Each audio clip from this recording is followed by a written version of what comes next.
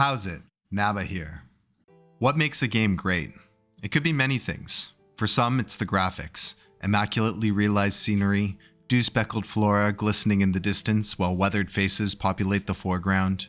It could be the progression. Your hard work grinding out a set of tools allowing you to unlock a new tier. It could be exploration. The vastness of the unknown sits ready to be discovered. Your wonder at each new biome and the curiosities you'll find there pushes you to wander further from home. Or it could be the story. The lore of the world enfolds you in a warm embrace and the events around you resonate with meaning. The twists and turns of the patterns gushing with life, pushing you to strive onwards to uncover what comes next. All of this is based on a system of rules, a skeleton that holds the experience together. The rules create a playground for the player to explore and frolic within. This can be constricting if not done right, forcing the individual into predetermined pathways, relinquishing the feeling of self-determination. This doesn't usually feel good.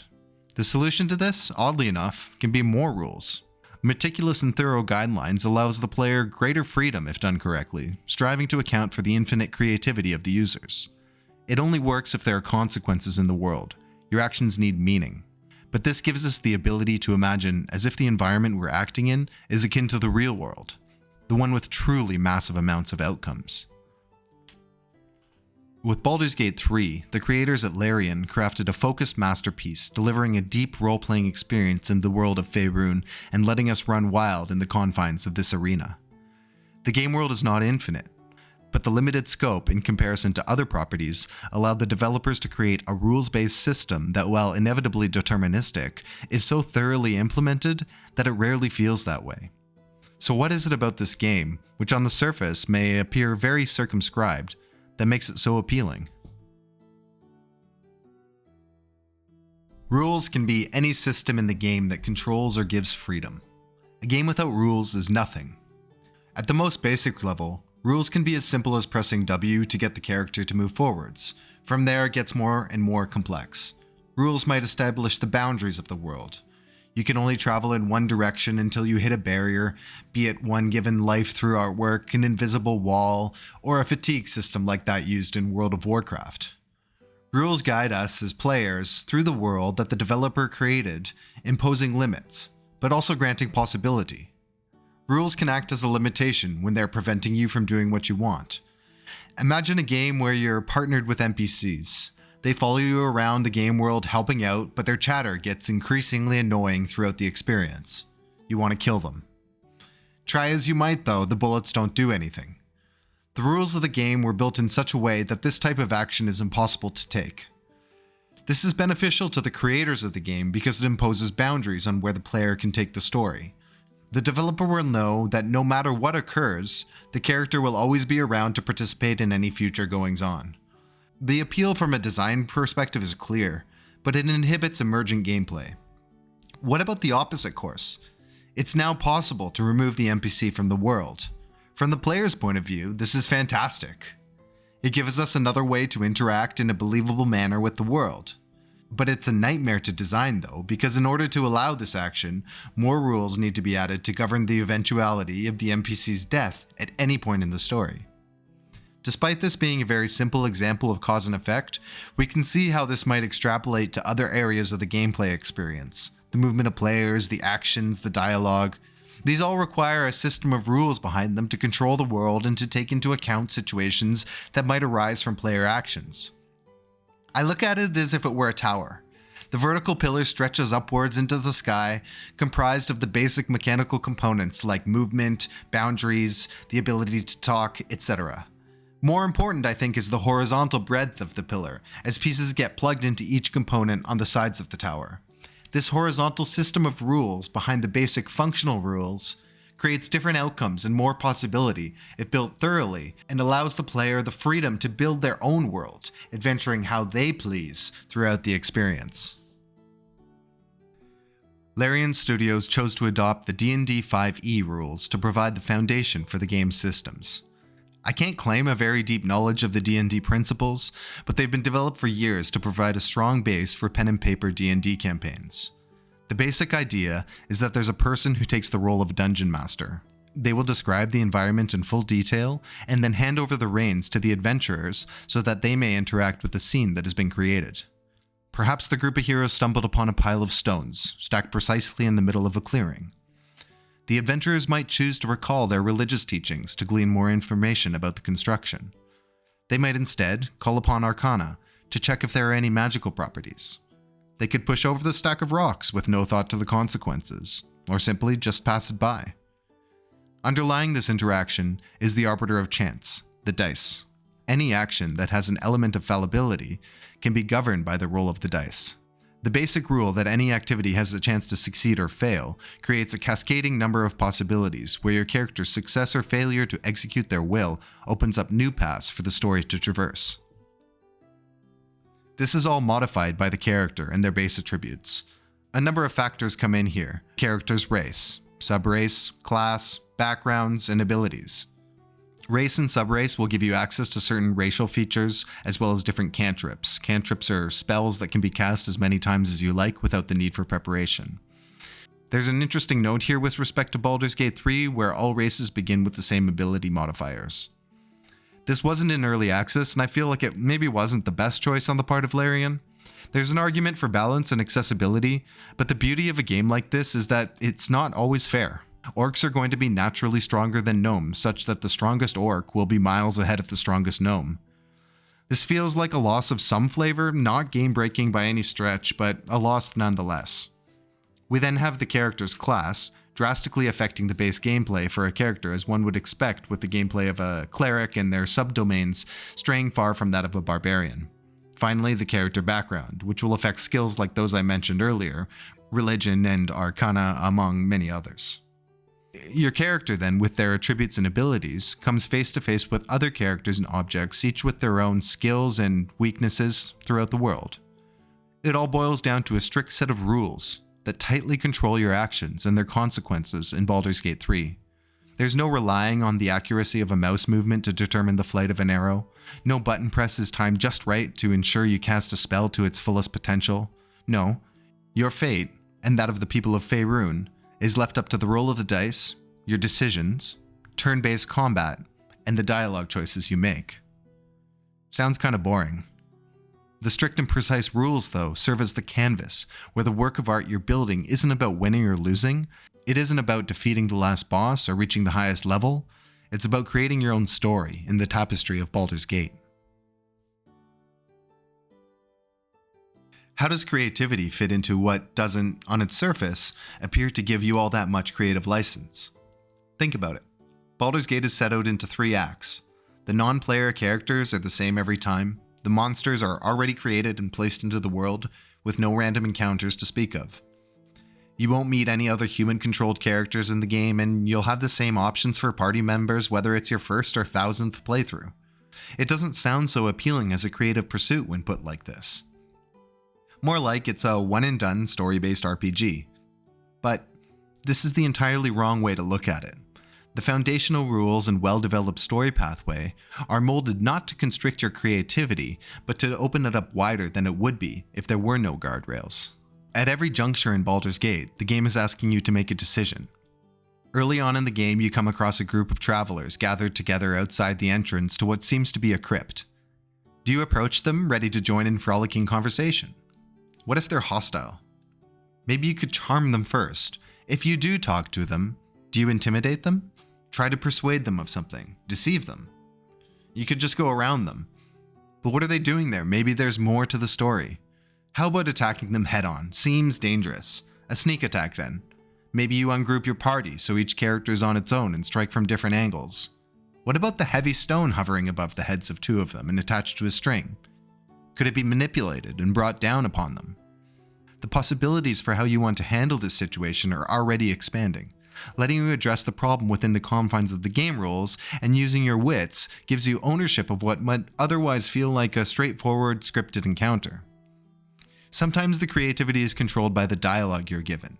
Even here, though, it feels like you're given enough choice to approach things in your own way. An instance where there was a blocked-off corridor and some dwarves were trying to get through to the valuable minerals behind. They were working their wrath, something between a mix of goats and oxen, hard, and treating me like a slave. I could simply kill them and free the wrath, I could work with the slavers to break down the wall using the Bovenet creatures. I could blow up the wall if I found an appropriately powerful munition. My first thought was to smash the wall with my axe, a simple enough solution, but one not successful. Slashing rocks with axes does not usually yield progress. In hitting the debris, though, it raised the ire of the Wrath. I had fortunately employed the ability to speak to animals, so we discussed their situation, and I suggested to turn on their leaders. With their help, we murdered the dwarves, and as a reward for freeing them, they generously cleared the detritus, allowing me to proceed. This creativity may not have been my own, as the possible outcome was included by the developers, but it did feel like my own. The breadth of ways I could have handled the situation made me feel, in the moment, like I was in charge of events, even in this area where perhaps I didn't maintain full dominion. Because the ways you can approach a situation are not unlimited, this gives the developers the ability to predict and guide us to a huge number of potential outcomes, allowing us to be creative in our choices. So, counterintuitively, the smaller size of the game world combined with the more linear track allows us to have a larger feeling of autonomy than other games, which are open world, but you can only interact with the situation in one of a few ways. It's not necessarily that those games don't want to give the audience an ability to choose from one of many outcomes. It's more that the amount of resources needed to create these possibilities and to make them believable is truly immense. So we end up getting a milquetoast simulacrum of creative freedom, which never rises to feeling like it gives the player all that much agency. While Baldur's Gate is also a simulation without unlimited freedom, the amount of latitude in the limited scope elicits a sensation of limitless to the possibilities. The creativity that Baldur's Gate 3 allows us would not be very effective in creating an enjoyable experience if there wasn't also an element of consequence involved.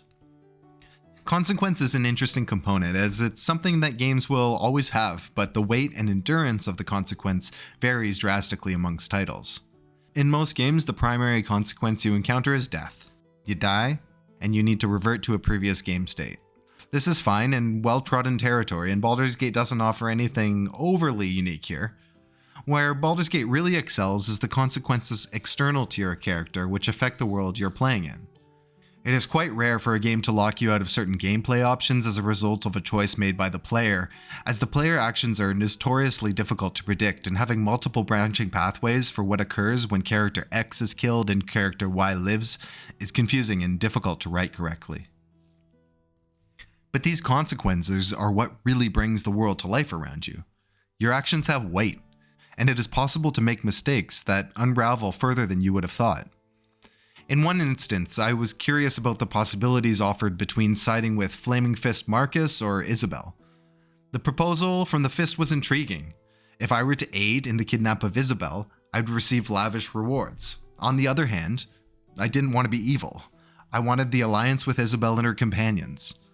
I needed more time to think about the situation. So when Isabel began to catch on to the possibility that Marcus and I were communicating telepathically, she became worried and asked for a position from me. I still wasn't sure. I held my tongue. This sealed her fate. She took my silence to mean support for Marcus and his cronies and became hostile. The scene blew me away. Here I was, stuck between someone so clearly evil and another whom appeared honorable, but I hesitated. I didn't make an active decision, but the hesitation alone was enough to tip the balance. It's a reminder that your character isn't in a vacuum. While you may be the main character in your story, you might only be playing a bit part in someone else's. Another instance of this, which many players probably experienced, was the loss of Gale. Gale has an affliction, an addiction, to magic. He needs to consume magical items, absorbing their essence and destroying them to sate his hunger. As a new player just starting out in the game, I was most assuredly not on board to have Gale eating my magic items when I had so few. I gave him one though because he seemed desperate. A few days later, he wanted more, so I turned him down. Sorry, it isn't convenient at the moment. He asked again the next day, and I gave him the same answer, and in a huff, he stormed off, never to return again. I'd lost my wizard. It was a big blow for me. I knew I could get a hired hand from Withers, but losing a main companion shocked me. It was great though. I lamented the loss, but I was happy that my decision had such an impact. These type of consequences are commonplace throughout Baldur's Gate 3. You can make choices that are really going to help you out and change the world for the better, or you can make mistakes that throw the world into darkness. I think that players, despite the painful effect of losing one of your party members, find that inflection points like this vastly improve the experience of playing a video game. I'm hard-pressed to remember a game that has similar consequences to your actions. It might take some getting used to for some people, me included, but a game like this also requires embracing the illusion and using your imagination. The randomness of dice rolls felt so stressful initially, and I was always hoping for the roll to go my way. It was upsetting when I was in a live or die situation and it didn't work out, but using my imagination really helped me out. Thinking of your character statistics as percentages of a successful action. If you're trying to catch a ball and your dexterity is an 8, then your character is going to be more likely to misread the throw, maybe bump into an obstruction when reaching for the ball, or some other such incident causing failure of your objective. Consider the real world.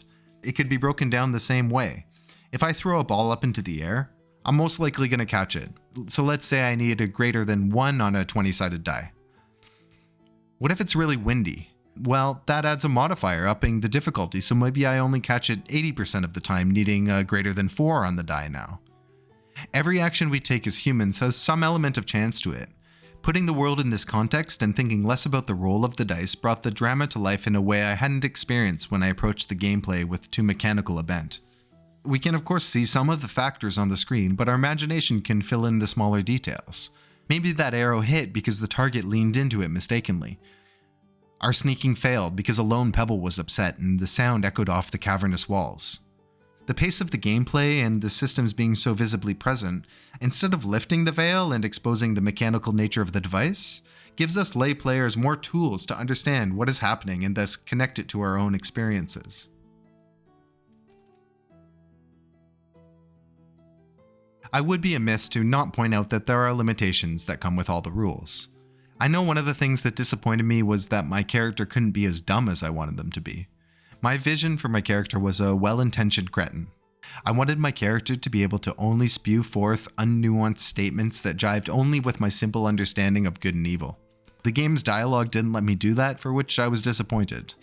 Consequences as well are not endless, as there is a story to be told after all. It is somewhat unsatisfactory that we cannot ally with Ketheric and the Absolute as an example, but when we consider what that would do to the general narrative of the game, it's clear to see how it would be difficult to make it work. We'd also need to consider what position that would leave us in. Most likely, we would end up as Minion, given the power gap between us and Act 2. So our influence on the world as an independent adventurer would be damaged, if not destroyed entirely. This isn't a tabletop D&D session with a DM who can shift gears on the fly, but the impressive scope of what the game does allow us to do wins some understanding of the lack of complete uninhibited freedom. So what makes Baldur's Gate 3 so great? It's the rules. The overarching system of rules for every situation that may come about give Larian the flexibility to be both concise in the straight line length of the game, but cavernous in the depth. The rules allow us to be creative. The amount of possibility that Larian has coded into Baldur's Gate teaches us slowly and surely that anything can be attempted. It might not always work, and it might take some getting used to, but from the first time you decide to push an enemy off a cliff instead of fighting them, your mind opens to the possibilities. In a way, the game forces you to be a little bit more creative than usual. You know that those options are going to be out there, so when you encounter a tough situation where it might be difficult to progress, your thoughts expand, considering other ways to tackle the situation which might be less dangerous or give you a better resulting effect. The rules give us consequence. Baldur's Gate reminds me of those books that would sometimes come around when I was younger. The ones where you read a few pages and a choice would be presented: choose to run, go to page 53, choose to fly, go to page 86. When you make that choice, if you aren't flipping back and forth, give up the possibility to opt for the other one. This game is of course more nuanced than that. A decision you make might not block you out of another option immediately, but the possibility for this to happen is still there. There are so many interactions in the game where you might influence the story in a big or small manner that it weighs on the experience in a good way, making you consider the consequences of your actions to a degree not seen in other games. The rules give us imagination. Allowing the players a tangible framework which they can ground their experience in that is easy to understand provides a frame of reference to encourage our imagination. The gaps in what we see going on are easily filled in by our own minds, which provides a richness to the world that I think any developer would struggle to equal.